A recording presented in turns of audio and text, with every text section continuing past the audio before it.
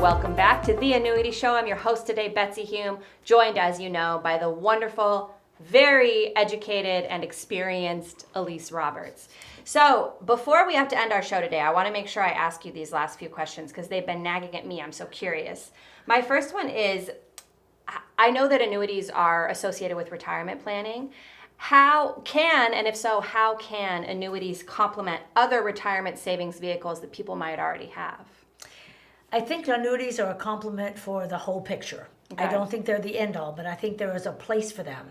And this would be considered your safe money. If you work with me, this is your safe money, part of your safe money, because there's other things you have that are safe. Your bank accounts, right? Savings accounts, CDs. So there may be other things that you have that there's no risk. I mean, people say, well, bonds are safe. No, they're safer. So they're not. That's not the safety vehicle, but that's safer. Right. So I'm talking about safe money, where you cannot lose your money unless you take money out, and that's what I do.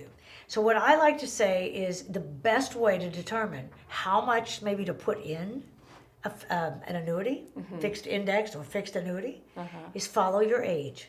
And it actually has a rule. It's called the rule of 100. Okay. I love the rule of 100 because this is the best way to protect yourself from running out of money at any age. So if you take your age and you keep that percentage of your money safe, now that includes your savings accounts, your bank accounts, your annuities, so that, let's say you're 60. 60% of your money should not be in the market at risk. 40% of your money now can stay in the market, have all the risk, and not worry. Be risky with because you're 60% of your money is safe from market risk.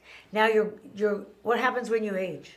You have less time. You lose that time. You have less time to make up a loss. Right. Like 2008. It's been 16 years. That's wild.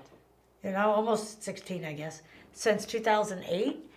And do you have 16, do you have another 10 years, 5 years, whatever it takes to make up money if it happens again? Yeah. So protecting some of your money makes sense. Following the rule of 100 protects you. Yeah. And if you do that, I believe that you will never be devastated by a correction. Yeah. You can weather the storm, can keep your stocks, bonds, mutual funds, the variable annuities, the REITs, all the other things that are risky, and still not be devastated. So I think that's I think we have a whole episode on the rule of 100, so that'll be coming up as well. Yeah, I love that though. That makes a lot of sense because you're right. The one thing you can't buy more of is time. So you want to make sure that as you get older, you're protecting more of your money for that exact reason. Right. So then let me ask you this. If a person already has an annuity and they think they're all set up, what would you say can someone own multiple annuities if they want to accomplish different financial goals?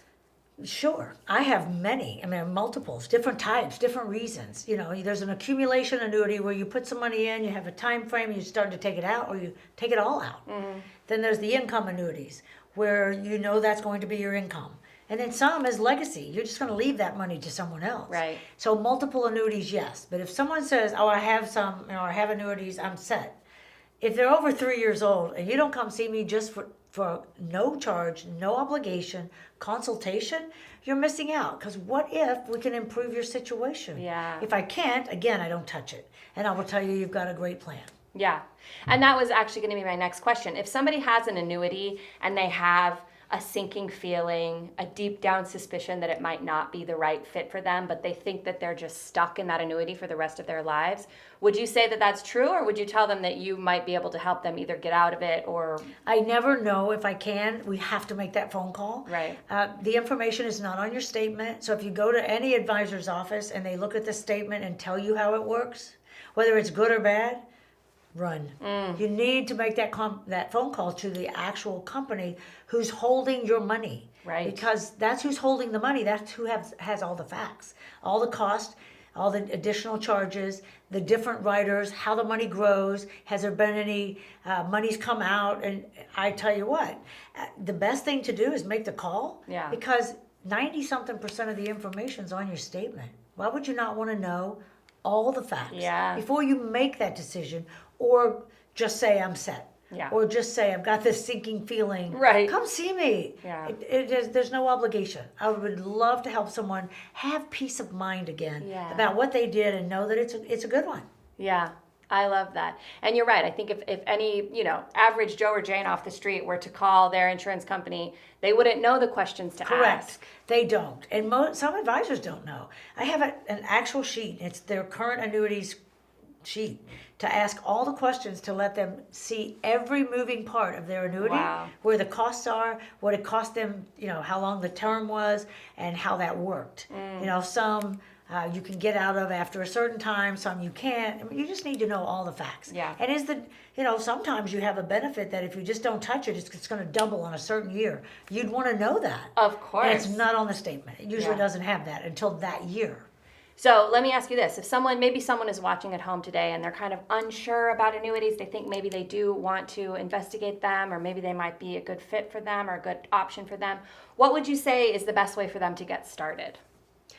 Give us a call. Let's have a conversation. There's no better way to start. Yeah. And there's no cost. We can do a quick phone call first. That's Nice. not a problem. I mean, Yeah. I don't mind that, because I think a quick 10 or 15-minute phone call lets someone, if I can get enough information, just a little bit of big picture information, I will know if we should meet. Right. And at that point, then we either need to meet or we do a Zoom. We can do a lot on a Zoom. But the first step, just call me. Yeah. And I love that you say that you want to get a feel for whether you should meet, because you don't want to waste anyone's time. You don't want to have your time wasted. And that's why I love that you also say if you can't help someone's annuity, you're not going to touch it. Well, let me share this. If I tell someone you shouldn't be doing this, or this is not a good fit, and sometimes it's a financial reason, sometimes there's other moving parts. But if I tell someone that they shouldn't be doing this and it's not a good fit, and they go somewhere else and someone does it, I can't fix it. Yeah. I had it happen. And someone came back to me and said, you told me this, I didn't listen.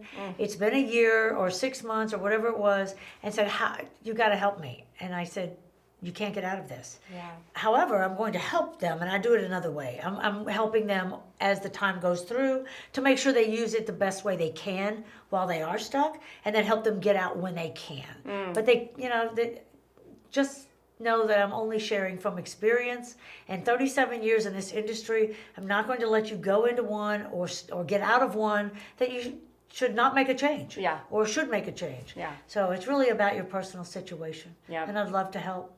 I love that about you. And I always hate to say it, but we're out of time. Before we end our show today, though, I want to give you an opportunity to let our viewers at home know what kind of offer you have if they reach out today. If you reach out today, I know you've heard this and you've been hearing about this book, The Journey to Financial Security. It's all about annuities, how they work, the do's and don'ts. And this was written by a lady that I had met, and I am actually the expert in the book.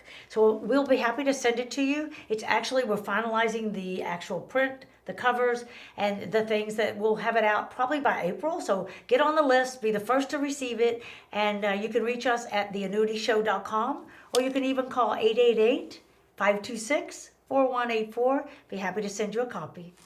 You heard her, folks. Give Elise a call. You can have a quick phone call with her, and she can get a feel for whether she can help you, if she can help you, how she can help you, and you can move forward from there. Her number is 888-526-4184, or you can find her at theannuityshow.com, or you can scan that QR code on your screen. It'll take you to a survey to see if you qualify to attend one of her VIP dinner events. You don't want to miss them. They're amazing. Whatever you do, though, I really encourage you to reach out to Elise one way or the other today.